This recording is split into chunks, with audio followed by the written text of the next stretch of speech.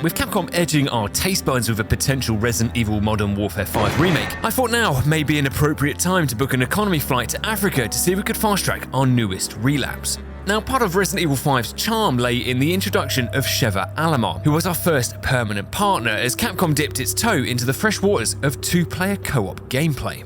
Between receiving socially acceptable levels of abuse in online matchmaking, reviving the golden era of split-screen gaming with a friend, or wanting to unplug yourself from the Matrix by playing with Capcom's borderline illegal AI design, there was no denying that your partner was a critical component to beating this game. You literally cannot do it without them. So today, to honour this, and because happiness was quickly becoming a commodity that most of us on this channel could no longer afford, we set out to ask if it would be possible to make it through the game without Sheva ever taking damage. What a tantalising prospect. Or potentially a cry for help, I'm not really sure. It was 2009 and US President Sheva Alomar was finishing an international tour through Africa. The final stop of the tour, a farewell speech to be made in one of Africa's most prestigious cities. Escorting President Alomar was her Secret Service bodyguard and professional clapper of cheeks, Chris Roydfield. Now, the decision to end the presidential visit here was questionable. The city often felt less than welcoming, and degenerate behaviour was rife in the streets. And on rendezvousing with Jafar, the administration's head of logistics here in Africa, we were both in agreement. This was a terrible idea. What the f*** am I doing here? But Sheva impressed on us the importance of this visit on international relations in the region, which I feel like would have the opposite effect if the sitting US president got decapitated here, but whatever, that's just me.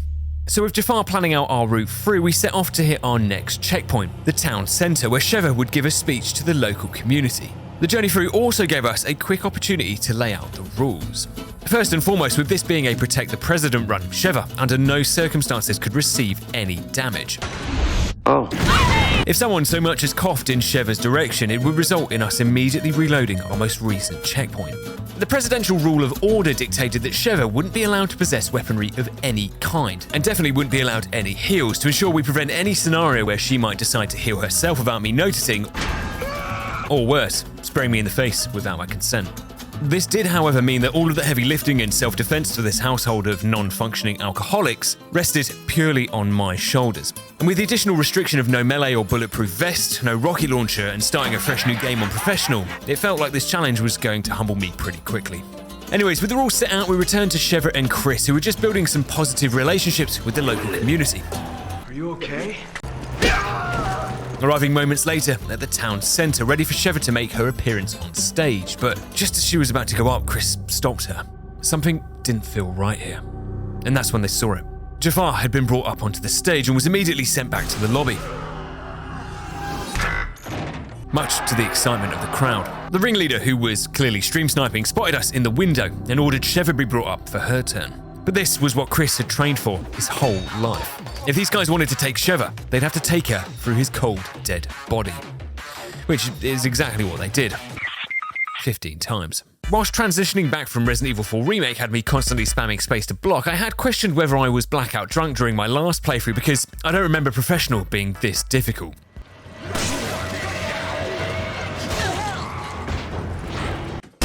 I was starting to get second-hand embarrassment for myself here. Chris, a man with enough steroids coursing through his veins to create two Liver Kings, who was responsible for the elite close protection of the President of the United States of America, and whose speciality was baptizing human beings with his fists, was getting his cheeks clapped by a local shop owner who had no shoes.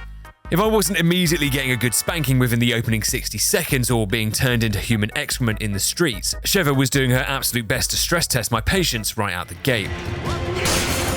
I was struggling, and the 11 more times of being forced to feel what it was like to be a GTA 3 NPC had me feeling like this section may cause me to shit myself. On my 27th attempt, however, the game took pity on me.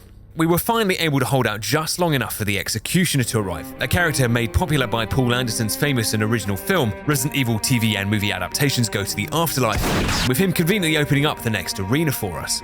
If we could meander our way to the top of this shop, the Executioner can't actually get up here. And the rest of the mob only have one entry point to get to us, making it the perfect place to wait for our colleagues to come in and commit the first of many war crimes. Instead of taking this as the perfect opportunity to evacuate the area, President Alomar was adamant that she wanted to get to the bottom of this. There was more to this assassination attempt than meets the eye, and on top of that, the innocent people of Sugma could still be saved. Yeah, I think that's going to be a no. Regardless, off we went, deeper into Africa, intent on helping to restore peace to this city racked by violence, rescuing American citizens in need of help, and providing critical first aid to other members of the BSAA. After giving Dan the most respectful entry to heaven, we encounter some of the most realistic tentacle hentai that we'd ever seen. But the only place for Rule 34 Ouroboros was in the furnace, so like our browser history, we incinerate it and regain access to the surface via this lift. Arriving at the BSAA checkpoint, intel suggested that the assassination attempt was linked to a local arms dealer who looked like the Joker if his origin story was working in retail for the last 10 years. But despite Chris's best efforts, any information on Irving's location was masked as he appeared to be using Surfshark VPN, which also happened to be our sponsor for today's video. Many of you like Irving may be looking for a way to protect yourself online. Well, Surfshark have got you covered. With over 3,200 servers in over 100 different countries, Surfshark helps to ensure that your personal information remains protected, not only from our corporate overlords or opportunistic cybercriminals, but also people like Chris Redfield. Information like your IP address, your location, or your download history can leave you vulnerable to naughty internet people. But with Surfshark, you can browse the internet with peace of mind, knowing that they've got your back. By blocking malware, ads, and trackers, giving you a proactive heads up if your personal data ever does get leaked, or any of their other features they include in their package, Surfshark gives you all the online safety you could ever ask for.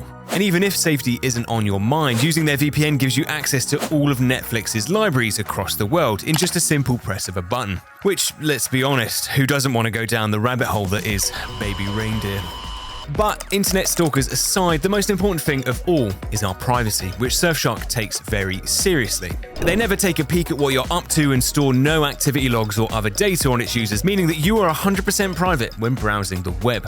On the off chance that satisfaction is not guaranteed, Surfshark offers you a 30-day money-back guarantee, and if you want to treat yourselves, you can use my code for an extra 4 months free. A huge thank you again to Surfshark for supporting the channel and to all of you for helping make this all possible. Anyways, let's get back to it.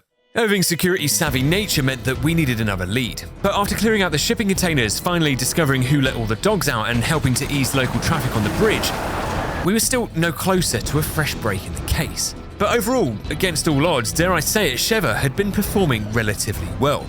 Admittedly, the bar was set at ground level, and I'd expected nothing but disappointment, but she'd not done too bad. Thanks. But time to perfection as always in the next area, her AI brain began deteriorating at an exponential rate. It was as if Sheva's brain-eating amoeba was sitting down for seconds in there, and it couldn't have come at a worse possible time. We were now expected to throw Sheva off this roof, where once over the other side, she would make her way down to this door and open it from the other side for us. Now, I could use a grenade and bounce it off the animal health sign, but where's the fun in that? Apart from the moments where Sheva died within 5 frames of me gaining control of Chris, or the return of my undying hatred of the crossbow enemies, I was having a great time here.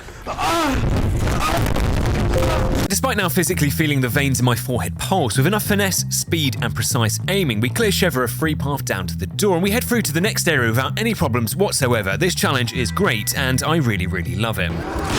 13 more attempts later, and we pulverize the African Dr. Salvador, steal his family jewels, and meet up with Josh Stone and the rest of Sheva's close protection team.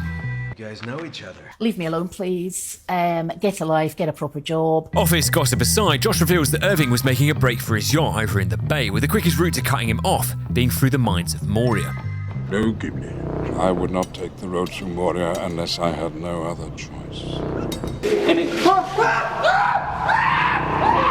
Whilst the mines are pretty sketchy and Sheva's ability to hold the flashlight straight was apparently too much to ask, we make it through the first area with only a single bite from a poisonous snake to our name. What? The way out of these mines, however, was testing my willpower to not slam Alt F4.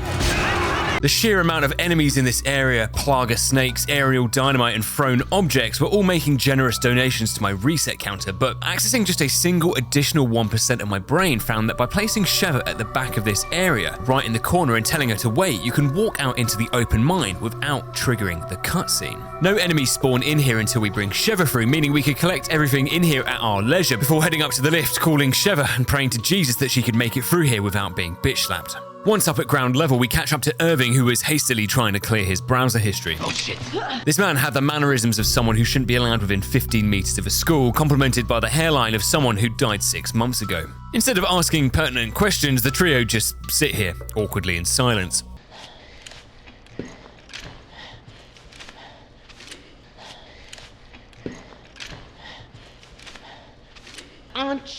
Before Irving lets one rip so hard that Chris is flung to the floor, masking Irving as he escapes through a cloud of his own weaponized flatulence. With the new Dragunov in our hands, we can take out the enemies and the minigunner waiting for us outside at a distance before arriving in the original Dynamite Valley. Feeling like I was playing World at War on Veteran with the amount of dynamite entering my field of view, Sheva was draining what little life remained behind my eyes as her in this area pushed the tolerance I had for this kind of chicanery to the maximum recommended limits.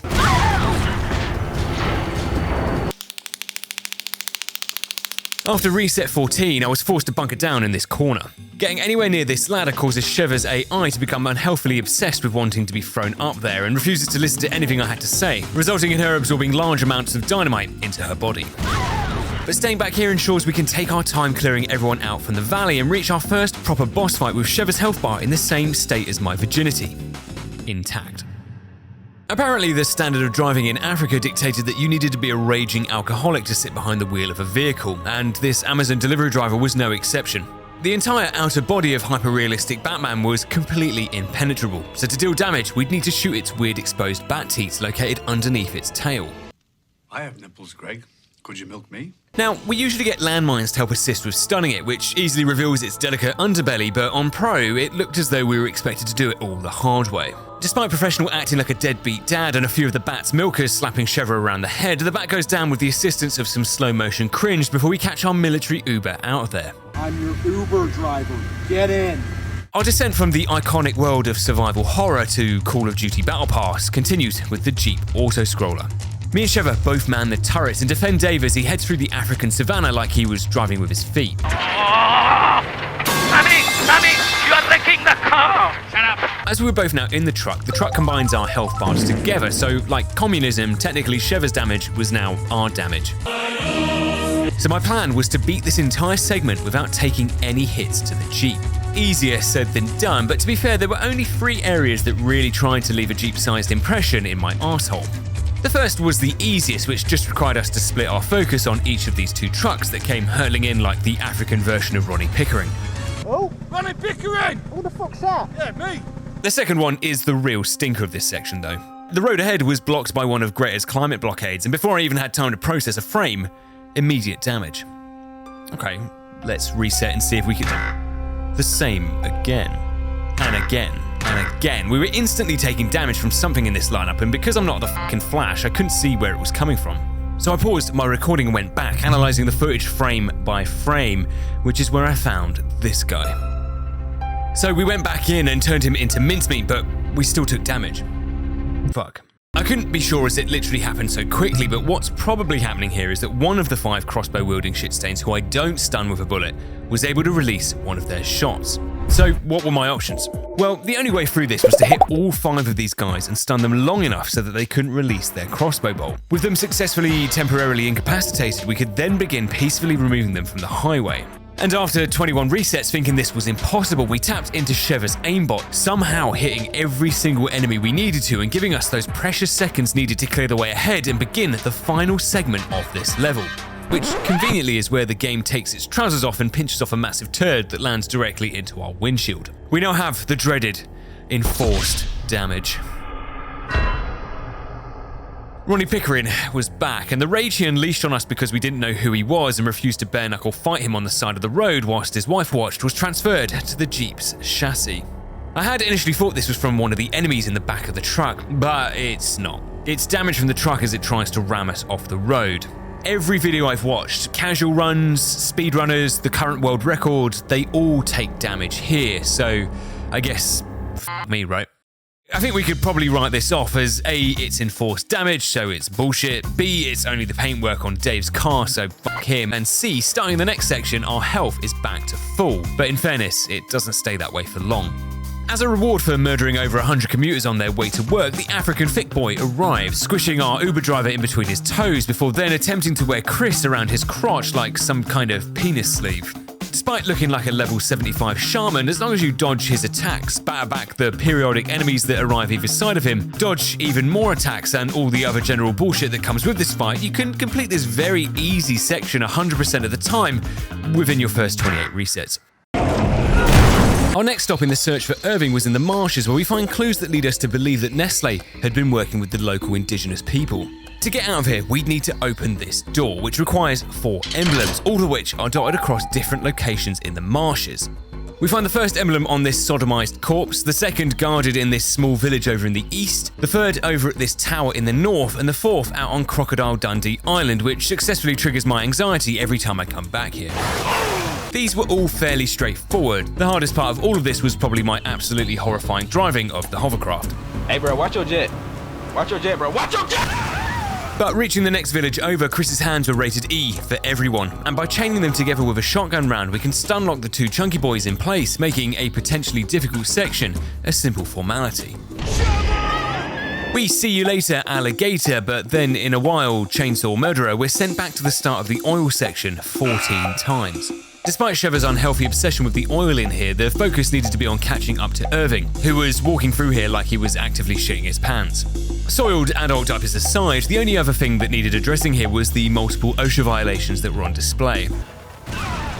At this point, it started to feel like healing was pointless. Everything on this continent was instantly transporting me to the afterlife, and even if it wasn't, Sheva was then leaving me to die. With chainsaws now secured and OSHA purity now restored to this workplace lawsuit waiting to happen, we stumble across an old friend. Josh? Sheva? And the Oscar goes to... Josh Stone. With dialogue that felt like it was ripped straight out of the Resident Evil Netflix series, thinking this challenge couldn't possibly slip further into chaos, the AI dyslexia in the room had now been doubled. And both of these Skynet rejects, due to personal reasons, were wholeheartedly committed to passing away as soon as humanly possible. Josh just spontaneously combusted. What? I have no idea what just happened there. I have no idea what just happened there. After a small breakdown at my desk and asking how this could possibly be happening to me, Josh completes Watch Dogs 2 on both of the lifts before running away, leaving us to deal with Irving. With the oil rig now about to go nuclear, Josh aggressively delivers us hand signals, which we also aggressively deliver back to him. Come on! Come on! Come on! Come on!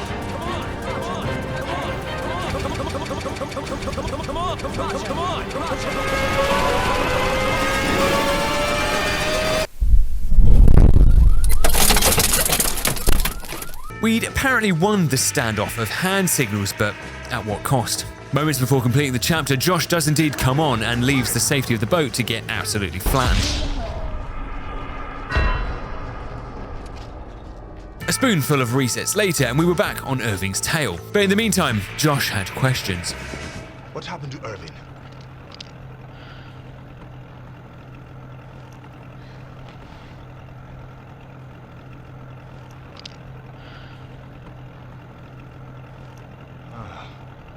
Wait. Before we could come up with a believable lie to tell Josh, the Coast Guard turned up to spice this segment up with some nautical-themed death. With the pursuers removed, I suddenly felt my spider senses begin to tingle. And with the ringing in my brain subsiding, we opened the 2 checkpoints that tried and sometimes succeeded in slowing us down in our pursuit of Irving.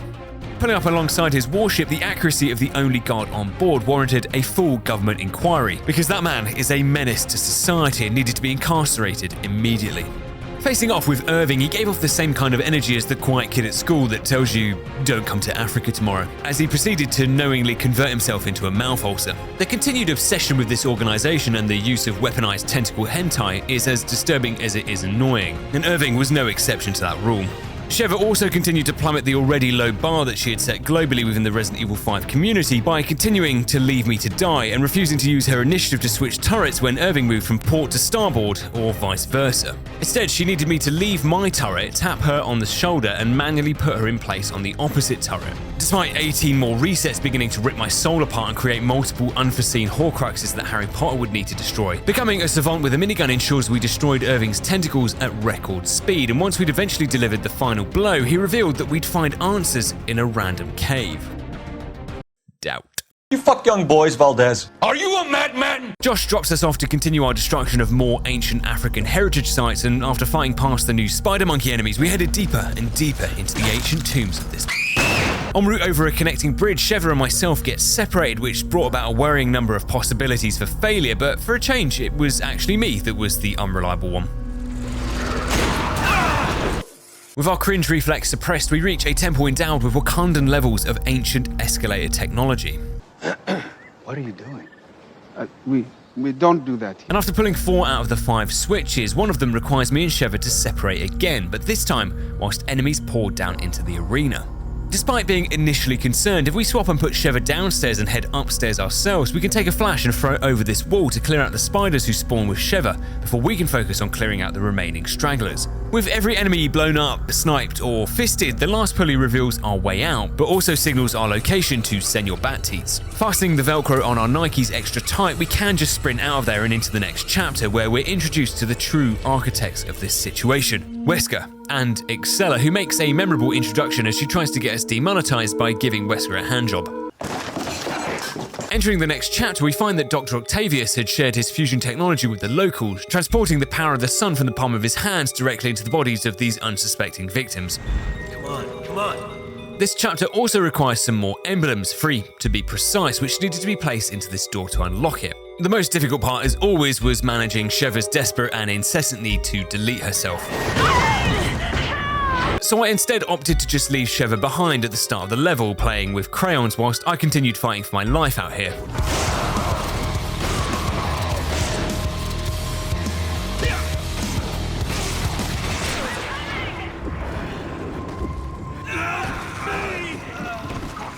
8 resets later, and with death successfully avoided, I could take out the 2 magnifying glass operators to safely bring Sheva up from her creche and send her over to collect one of the 3 emblems, before coming full circle and placing all 3 of them in to unlock the door. Now, if I had a penny for every time I'd had to harness the power of the sun in a Resident Evil game to solve a puzzle, I'd have 2 pennies. Which isn't a lot, but it is weird that it happened twice. It's just a shame that I didn't have a penny for every time I was violently murdered by a snake in a Resident Evil game, because I'd be a literal millionaire.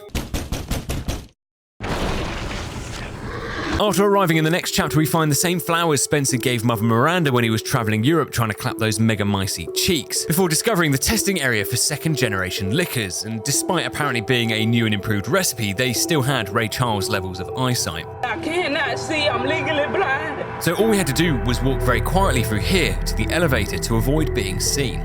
We should be as quiet as possible. I will remember you. Damn it! They hurt us!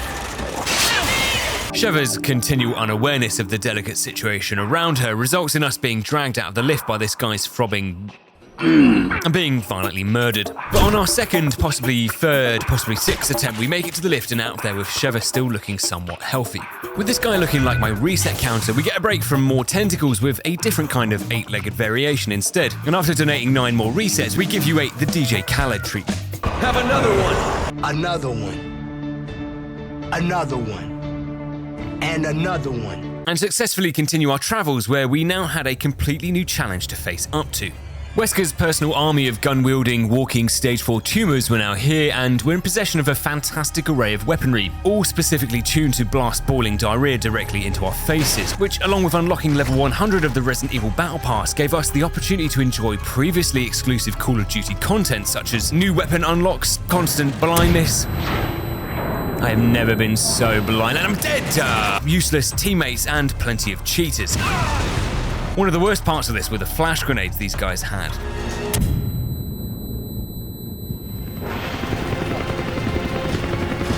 Not only did they make me feel like I was having an epileptic seizure at my desk, but they actually deal a small amount of damage. Sensational. But after relentlessly fighting our way through to the power switch, on our way back in we meet our next new enemy. The cockroach from Men in Black 1, whose special talent was apparently massaging our prostate from the inside. Instead of a quick death, I decided to torture this creature by forcing it into the furnace to be smelted alive. And then considered doing the same to the cockroach as well. Catching up to Excella, she reveals hers and Wesker's master plan. With Wesker having picked off other presidential candidates from within his own party, he had become the only frontrunner. By then releasing a home-cooked biological weapon on the world, they could come to the rescue, saving billions at the sacrifice of millions to increase Wesker's popularity and accelerate his own challenge for the presidency. By running on a platform to solve homelessness by smelting them, curing the self-induced biohazard incident that he'd created, and providing a 99% discount to black sunglasses for the next 8 years, it would propel Wesker to the Oval Office, in turn giving Excella access to the infinite money glitch. Running on a campaign promise of curing Ebola by releasing Ebola was a bold strategy con. We'd have to see how it played out for them, but with Excella releasing another healthy dosage of intestinal worms for me and Sheva to absorb. 12 resets later and we'd escaped the lab, battled through wave after wave of more soldiers and began our trip back to the surface. We'll strap into the awkward merry-go-round of human trafficking and take out the enemies trying to prevent us from reaching the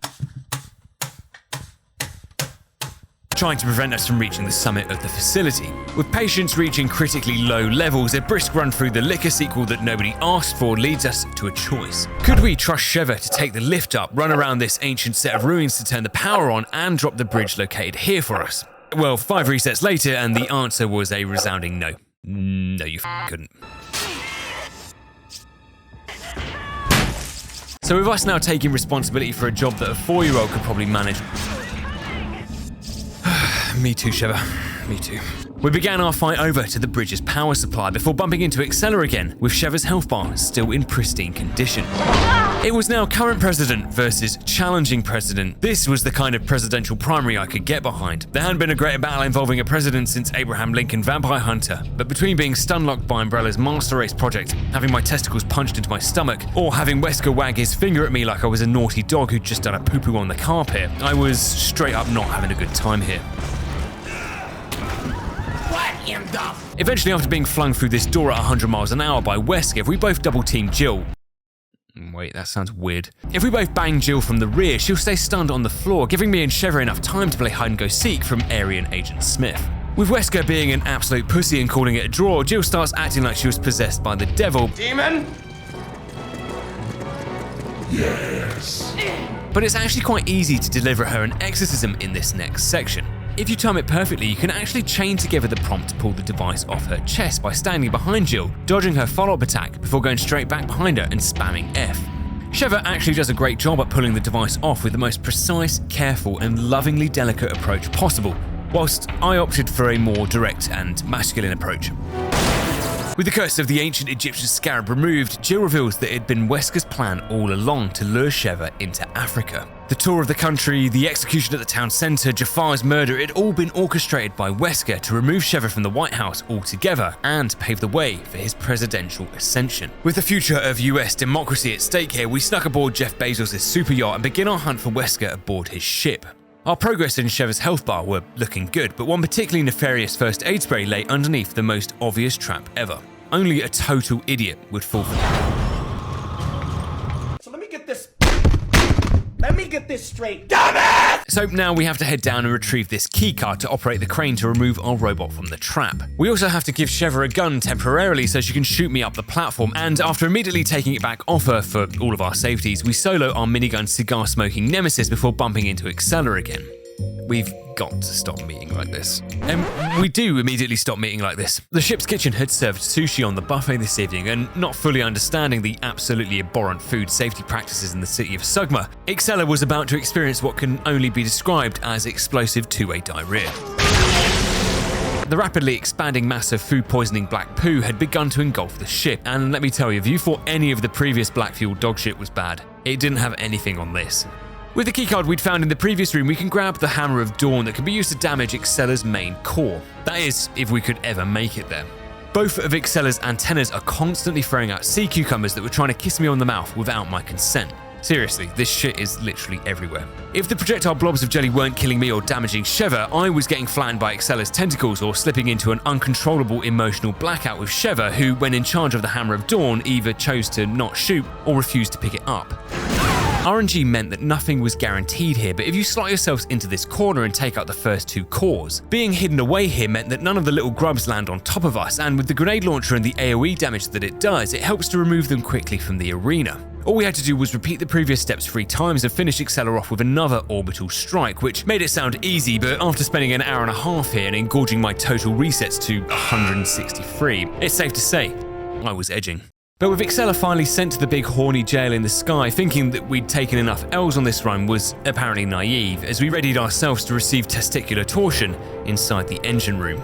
The opening area wasn't terrible. I mean, don't get me wrong, it wasn't great, but it wasn't terrible. But it seemed bad things travelled in twos. After fighting back 2 more cockroaches, we get 2 more JJ clones and a platoon of soldiers to deal with. This area was a complete war zone. We were being pincered from both sides, and with us reenacting Elias's death scene from Platoon 34 times, both me and the AI were running on fumes. Sheva had become a complete liability, especially now as one of the JJ clones turns into a stalker and won't leave her alone until he provides her with a personal fisting. But after being force-fed my 43rd serving of video game agony, I was seriously struggling. I'm gonna come.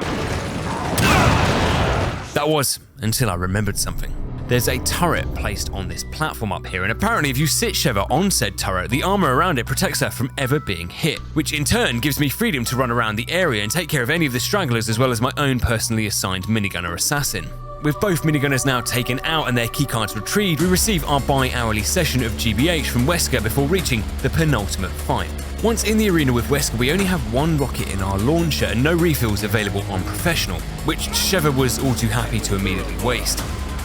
So instead, we'd have to give Wesker a beatdown the manual way, with bullets and a good old-fashioned fisting.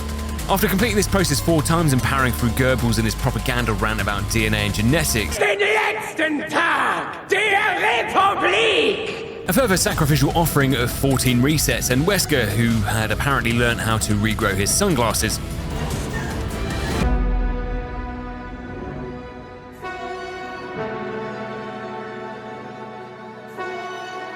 finally accepts defeat with all the grace and decorum of a reversing dump truck with no wheels, before he attempts a dramatic escape on Thunderbird 2 to try and release his weaponized aids across the world.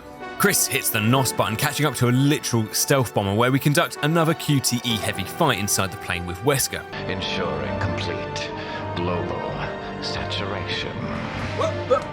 As we open the boot mid-flight, the plane begins to lose altitude, and with nobody at Tracy Island responding, Sheva and Wesker are pulled from the plane. As Sheva hung on for dear life, Chris hesitated to save her. He began having flashbacks of this entire challenge. Sure, Sheva had been a completely below-average partner throughout all this, but did she deserve a second chance? No. With mission accomplished, minus Sheva, the plane crash lands inside Mount Doom, but before we could hit the strip club to celebrate, Wesker and his pepperoni nipples had set a first trap. Wesker had one final trick up his nipples to show us firsthand the superhuman race he planned to repopulate the Earth with. Oh, it's tentacles again. What a f***ing surprise. Whilst making an escape from Wesker's clutches, we enjoy my absolute favourite death animation of all time before we spot something hanging off the cliff up ahead. Unbelievable. It was Sheva. She'd apparently survived the fall from the plane and the lava surrounding her and was holding onto the cliff edge for dear life. This was uncomfortable and was going to take some explaining, but delivering the iconic Boulder domestic assault scene to save her from Wesker's clutches would surely be enough to let bygones be bygones.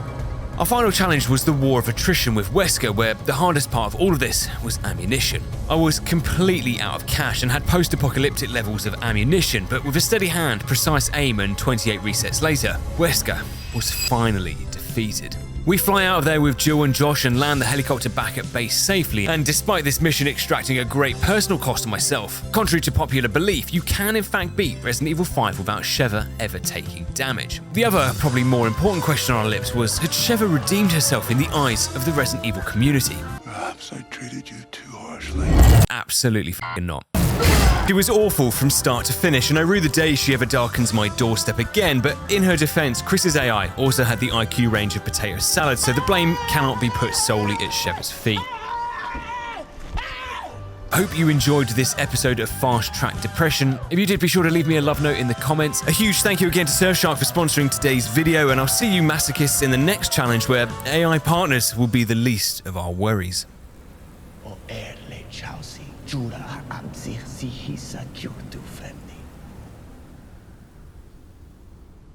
Doom.